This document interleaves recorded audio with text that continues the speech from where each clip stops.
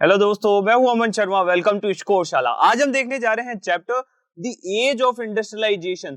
तो बच्चा, अभी तक हमने प्रोटो इंडस्ट्रियलाइजेशन के बारे में तो बात कर ही ली थी कि क्या फेज चल रहा था इंडस्ट्रियलाइजेशन से पहले वाला।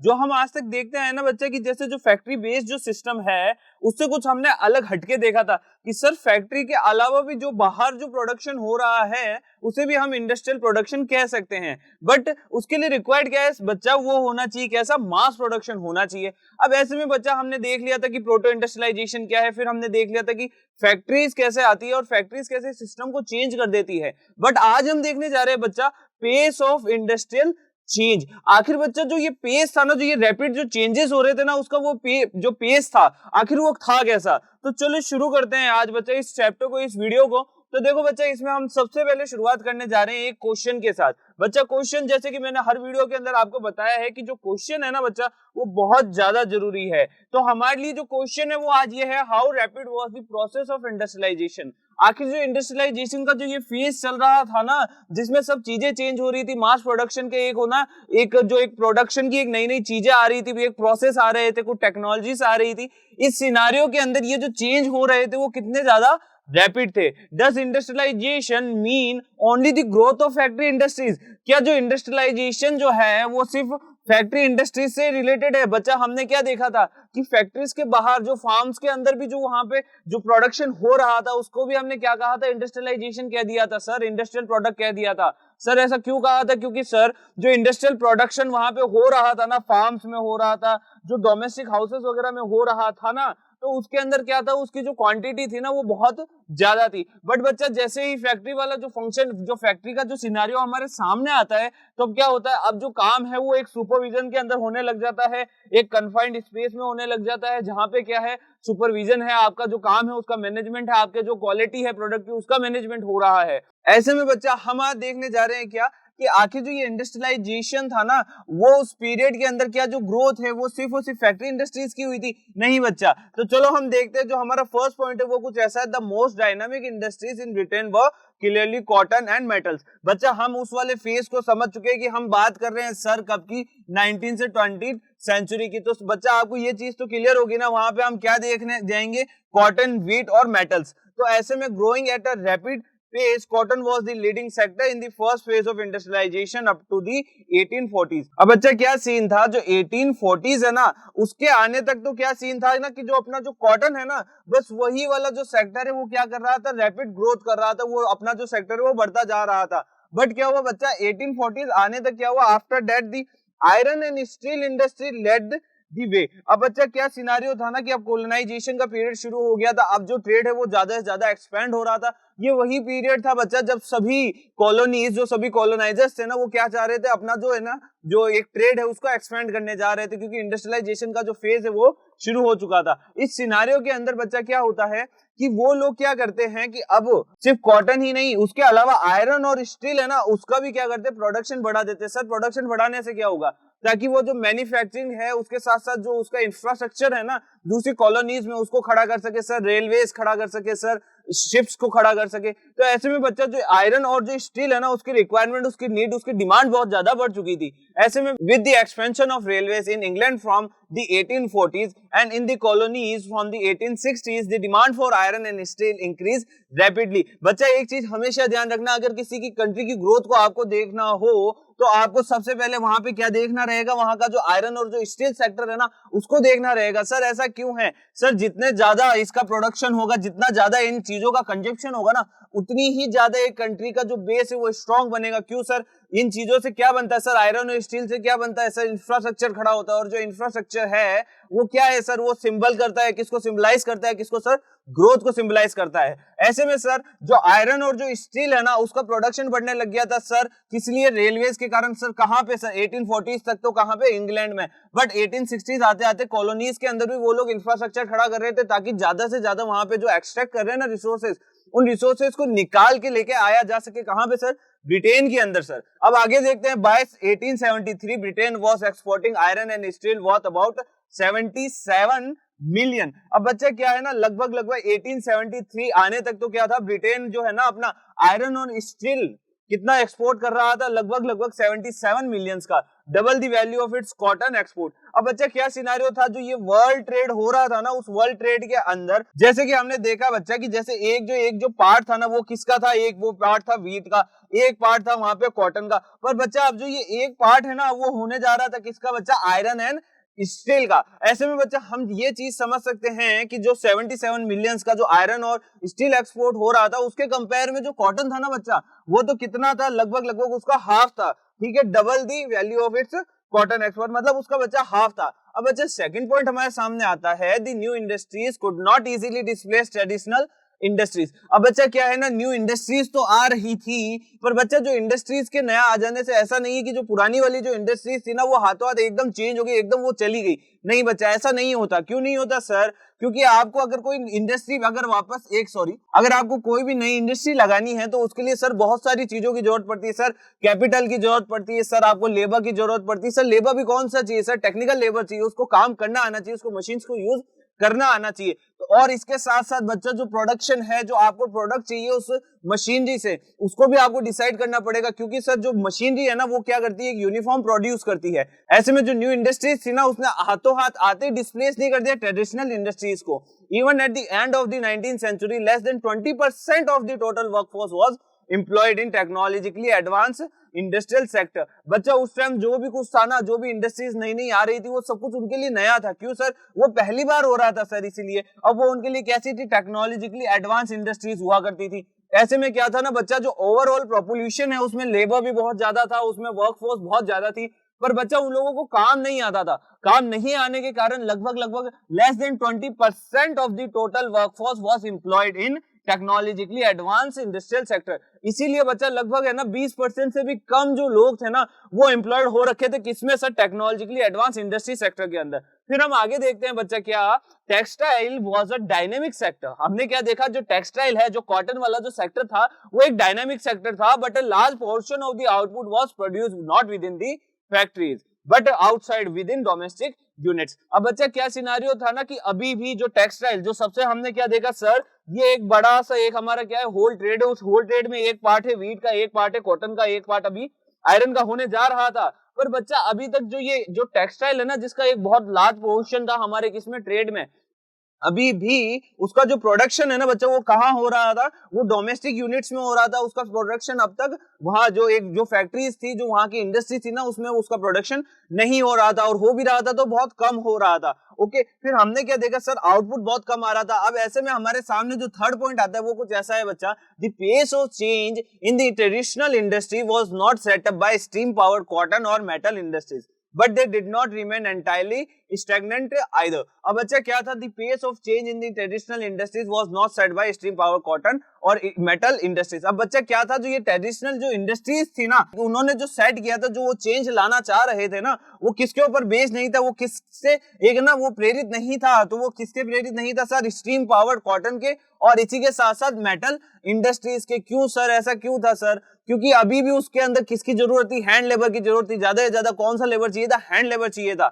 अब ऐसे में क्या हुआ बच्चा, पर फिर भी ये जो लोग थी, ये जो फैक्ट्रीज थी ना, ये अभी भी they did not remain entirely stagnant either. ये बच्चा अभी भी ऐसा नहीं था कि ये बहुत ज्यादा दूर थी। हाँ, काम चल रहा था, पर एक है ना उसकी जो क्वांटिटी थी, जो उसका एक परसेंटाइल था ना, परसेंटेज था, वो बहुत ज्यादा कम था। Seemingly ordinary and small innovation were the basis of growth in many non-mechanized sectors such as food processing, building, pottery, glasswork, tanning, furniture making and production of implements. अब बच्चा क्या सिनारियो था ना, seemingly ordinary and small innovation were the basis of growth in many non-mechanized sectors. अब बच्चा क्या scenario था ना कि अब जो ये जो ऑर्डिनरी और बहुत ज्यादा स्मॉल इनोवेशंस हो रहे थे ना, उन्होंने भी है ना इस सेक्टर्स को क्या है, अलग जो सेक्टर्स थे ना उनको ग्रोथ देना स्टार्ट कर दिया था। अब बेसिक एक टेक्सटाइल और एक ये जो मेटल सेक्टर था, यही नहीं बचा था। अब जो लोग थे ना, अब वो इनोवेशन ला रहे थे, नए नए एक ना ऑर्डिनरी से दिखने वाले कुछ इनोवेशंस ला रहे थे, पर उनका जो काम था ना वो अब किन सेक्टर्स की तरफ बढ़ता जा रहा था सर?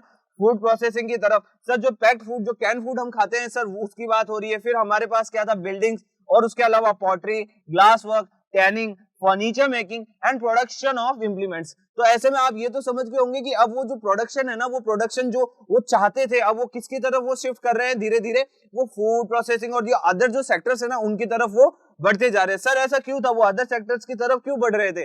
सर क्वेश्चन आपके माइंड में बहुत सारे होने चाहिए, पर जवाब इतना प्यारा सा होता है सर कि सर देखो उन लोगों ने दूसरे सेक्टर्स की तरफ जाना क्यों प्रेफर किया, सर दूसरे सेक्टर की तरफ क्यों जा रहे थे, क्योंकि सर टाइम के साथ साथ आपको इनोवेशन चाहिए, ज्यादा से ज्यादा आपको अगर प्रॉफिट चाहिए तो आपको नए नए सेक्टर्स, नई नई चीजें, नई नए इनोवेशंस को आपको क्या करना पड़ेगा, आपको साथ में लेना पड़ेगा। ऐसे में सर आप जब समझ चुके हो कि सर टेक्सटाइल इंडस्ट्री अपना काम देख चुकी है, टेक्सटाइल और जो ये फूड इंडस्ट्री जो है, फूड सेक्टर जो है वो लगातार चल ही रहा है सर, वो तो ट्रेडिशनल है, वो तो काम चल ही रहा है और वो तो नीड है, पर सर ये नई चीजें थी, यहाँ पे हमको एक है ना नई अपॉर्चुनिटीज मिल सकती थी, यहाँ पे हमें एक लार्ज प्रॉफिट मिल सकता था, ह्यूज प्रॉफिट मिल सकता था। ऐसे में लोग क्या है ना ज्यादा से ज्यादा नए सेक्टर्स की तरफ जाने लगे, नए नए इनोवेशंस को क्या करने लगे, यूज करने लगे। ऐसे में बच्चा आपके सामने एक फोर्थ पॉइंट आता है जिसमें लिखा है बच्चा technologically changes occurred slowly, they did not spread dramatically across the industrial landscape। अब बच्चा क्या था, जो ये टेक्नोलॉजिकल जो चेंजेस आते थे ना वो बहुत ज्यादा स्लो होते थे। बच्चा क्या सिनारियो था, क्या सीन था, हमने समझा ना सर, जो इंडस्ट्री जो है बेसिकली जो ये इंडस्ट्री है, अगर आपको इसको एक ना न्यू फॉर्मेशन इसका करना है तो सर टेक्नोलॉजी एक है ना टेक्नोलॉजिकल एडवांसेस एक है ना उसकी ट्रेनिंग करनी पड़ेगी, आपको ट्रेनिंग देनी पड़ेगी आपके किसको, लेबर को, वर्कर्स को। तो एक ना सर लंबा प्रोसेस है सर, टाइम लगता था उन चीजों में क्योंकि वो चीजें उस टाइम बहुत ज्यादा नहीं थी। तो ऐसे में जो प्रोसेस था ना वो बहुत ज्यादा स्लो था क्योंकि अभी भी जो लोग थे वो इन जो ये ट्रेडिशनल इंडस्ट्रीज है उससे दूर नहीं जा पा रहे थे। अब ऐसे में they did not spread dramatically across the industrial landscape. अब ऐसे में बच्चा क्या सिनेरियो था, तो ये टेक्नोलॉजिकल जो चेंजेस है ना वो ड्रामेटिकली चेंजेस नहीं ला पा रहे थे, कहां पे, इंडस्ट्रियल लैंडस्केप में। ऐसे में बच्चा new technology was expensive and merchants and industrialists were cautions about using it. अब बच्चा क्या था ना, अब ये लोग डर रहे थे, जो नए अपनी जो मशीन्स आती थी ना वो बहुत ज्यादा महंगी आती थी, बहुत ज्यादा एक्सपेंसिव आती थी। सर एक्सपेंसिव क्यों आती थी, सर उस टाइम उनका प्रोडक्शन होता था बहुत कम, मशीनरी बहुत ज्यादा कम प्रोड्यूस की जाती थी। और दूसरी बात है ना बच्चा वो अपने लेटरल फेज में थी, अपने वो स्टार्टिंग फेज में थी, उस फेज के अंदर बच्चा क्या सिनारियो था ना, आपके पास अल्टरनेटिव्स नहीं थे। अगर मशीन थी तो वो ही मशीन थी,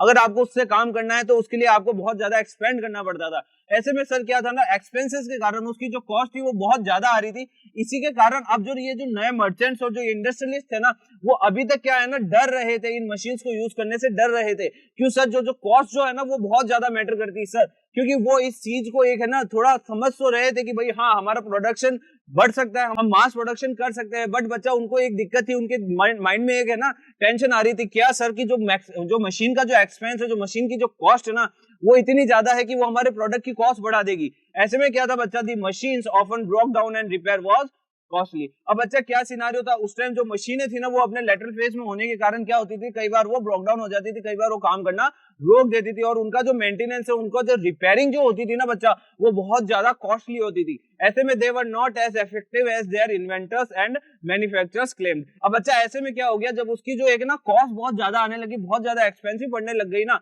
तो ऐसे सिनारियो में क्या हुआ, they were not as effective as their inventors and manufacturers claim. अब बच्चा ऐसे में क्या हुआ, जैसे उनके जो इन्वेंटर्स और जो उनके मैन्युफैक्चरर्स क्लेम करते थे ना कि सर आप इसको यूज करिए, आपका ये प्रोडक्शन बढ़ जाएगा, आपका ओवरऑल जो प्रॉफिट है वो बढ़ जाएगा, तो ऐसा सर कुछ हो ही नहीं रहा था। सर क्यों नहीं हो रहा था, क्योंकि उसकी जो कॉस्ट है वो बहुत ज्यादा आ रही थी। Consider the case of steam engine, James Watt improve the steam engine produced by Newcomen and patent the new engine in 1781। अब बच्चा ऐसे में क्या होता है, जो जेम्स वॉट है ना वो एक है ना स्टीम इंजन का, जो आपको पता ही होगा, उनको उन्होंने प्रोड्यूस किया था, प्रोड्यूस नहीं किया था सर, प्रोड्यूस किया था किसने सर, न्यू कमन ने उसको प्रोड्यूस किया था, बट उसको उन्होंने क्या किया था, इंप्रूव किया था, और इंप्रूव करने के बाद उन्होंने अपने नाम पे इसे क्या करा लिया, पेटेंट करा लिया। और पेटेंट कब कराया सर, 1781 में। His industrialist friend Matthew Bolton manufacture the new model. अब ऐसे में उनके एक नए फ्रेंड आते हैं जिनका नाम होता है मैथ्यू, और जो मैथ्यू है ना वो मैन्युफैक्चर करते हैं उसी स्टीम इंजन का एक नया मॉडल। बच्चा देखा आपने, जैसे न्यू कॉमन ने जो बनाया उस इंजन को इंप्रूव किया जेम्स वॉट ने, और जेम्स वॉट ने जो इंजन बनाया उसको इंप्रूव किया किसने,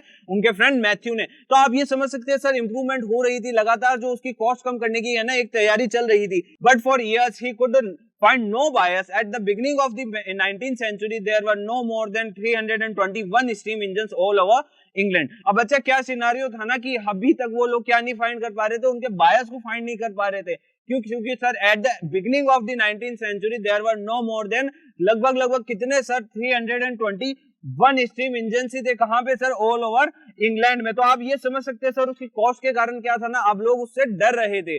अब इस सिनारियो में of this 80 were in cotton industry, 9 in wool industry and the rest in mining, canal works and iron works. Steam engines were not used in any of the other industries till much later in the century. अब बच्चा क्या scenario था ना, अभी तक जो ये अपना स्टीम इंजन था ना उसको इतना ज्यादा यूज नहीं किया जा रहा था. बेसिकली उसको कहाँ यूज किया जा रहा था सर? कॉटन इंडस्ट्री में किया जा रहा था, वुल इंडस्ट्री में किया जा रहा था, माइनिंग में, कैनाल वर्क्स में और इसी के साथ साथ हमारा आयरन वर्क्स में. पर अभी भी सर वो जिस हिसाब से उसका यूज होना चाहिए था ना उतना उसका यूज हो नहीं रहा था. So even the most powerful new technology that enhanced the productivity of labor manifold was slow to be accepted by industrialists. तो बच्चा जैसे कि हमने डिस्कस किया था कि जो टेक्नोलॉजिकल जो चेंजेस है ना वो आ तो रहे थे पर उनको एक्सेप्ट करना, जो उनको एक होता है टेक्नोलॉजी को एक्सेप्ट करना, वो बहुत ज्यादा स्लो था प्रोसेस. क्यों था सर? क्योंकि so even the most powerful technology, जैसा कि हम जानते हैं स्टीम इंजन ने पूरे के पूरे इंग्लैंड का एक है ना पूरा का पूरा प्रोडक्टिविटी को चेंज करके रख दिया था. उन्होंने लेबर प्रोडक्टिविटी को चेंज करके रख दिया था, पर फिर भी उसको बहुत स्लोली एक्सेप्ट किया गया. किसके द्वारा सर? इंडस्ट्रियलिस्ट के द्वारा. ऐसे में बच्चा आप ये सिनेरियो तो समझ ही सकते हैं. Historians now have come to increasingly recognise that the typical worker in the mid 19th century was not a machine operator but the traditional craft person and labour. अब जो सर जो हिस्टोरियंस है ना वो अब ये चीजें फाइंड कर रहे हैं कि जो टिपिकल वर्कर होता था ना किस टाइम में सर? उस टाइम के अंदर. कब सर? मिड 19th century के अंदर जो टिपिकल वर्कर्स होते थे ना जो ऑपरेट करते थे मशीन्स को, वो क्या है ना सर इतना उनकी ख्याति नहीं थी, उनको इतना लोग जानते नहीं थे, उतना इनको लोग रिकॉग्नाइज नहीं किया करते थे. क्यों सर? क्योंकि इनकी वैल्यू उस टाइम इतनी नहीं हुआ करती थी. उस टाइम सबसे ज्यादा वैल्यू किनकी हुआ करती थी? जो ट्रेडिशनल क्राफ्ट पर्सन और जो लेबर थे ना उनकी सबसे ज्यादा उस टाइम पे वैल्यू हुआ करती थी. ऐसे में बच्चा हमारे इस वीडियो के अंदर इतना ही. हम एक बार इसका रिकैप ले लेते हैं कि आखिर हमने आज क्या क्या देखा है. तो बच्चा जैसे कि हमने शुरुआत करी थी, इसकी स्टार्टिंग करी थी क्वेश्चन के साथ, how rapid was the process of industrialisation. फिर हमने उसके बाद देखा does industrialisation mean only the growth of factory industries. फिर हमने उसके कुछ है ना पॉइंट्स को देख लिया. फर्स्ट पॉइंट देखा, उसके बाद हमने एक सेकंड पॉइंट देखा. सेकंड पॉइंट में हमने देखा ये कि जो न्यू इंडस्ट्रीज थी ना उन्होंने डिस्प्लेस नहीं किया ट्रेडिशनल इंडस्ट्रीज को. क्यों नहीं किया सर? हमने वो देखा. उसके बाद सर हमने थर्ड पॉइंट के अंदर जो ट्रेडिशनल इंडस्ट्रीज जो थी ना, जो बेसिकली जो कॉटन बेस्ड इंडस्ट्रीज थी उनके बारे में हमने समझा, उनके बारे में हमने पढ़ा. फिर हमने फोर्थ पॉइंट के अंदर जो ये टेक्नोलॉजिकल जो चेंजेस है ना हमने उसके बारे में पढ़ा कि वो बहुत ज्यादा स्लो थे. सर स्लो क्यों थे? हमने उसका एक एग्जांपल देख लिया, स्टीम इंजन का एक केस देख लिया जिसके अंदर हमने ये देखा कि सर इंप्रूवमेंट हो रही थी पर उसकी जो कॉस्ट है ना अभी भी बहुत ज्यादा आ रही थी, बहुत ज्यादा वो एक्सपेंसिव पड़ रही थी. उसका जो रिपेयर मेंटेनेंस था ना वो बहुत ज्यादा एक्सपेंसिव था. ऐसे में क्या था, ज्यादा से ज्यादा लोग उसको एक्सेप्ट नहीं कर रहे थे. जो अपने इंडस्ट्रियलिस्ट थे ना वो उसको एक्सेप्ट नहीं कर रहे थे. ऐसे में फिर हमने हिस्टोरियंस का व्यू जाना. उस टाइम हमने क्या देखा, जो टिपिकल वर्कर्स होते थे यानी कि जो मशीन ऑपरेटर होते थे ना उनको इतनी वेटेज नहीं थी, उस टाइम उनकी इतनी वैल्यू नहीं थी जितनी की वैल्यू किसकी थी? क्राफ्ट पर्सन और लेबर की हुआ करती थी. तो बच्चा इस वीडियो के अंदर इतना ही. अगर आपको इस टॉपिक से रिलेटेड, इस चैप्टर से रिलेटेड कोई भी डाउट हो तो आप कमेंट सेक्शन में हमें बता सकते हैं. Thank you.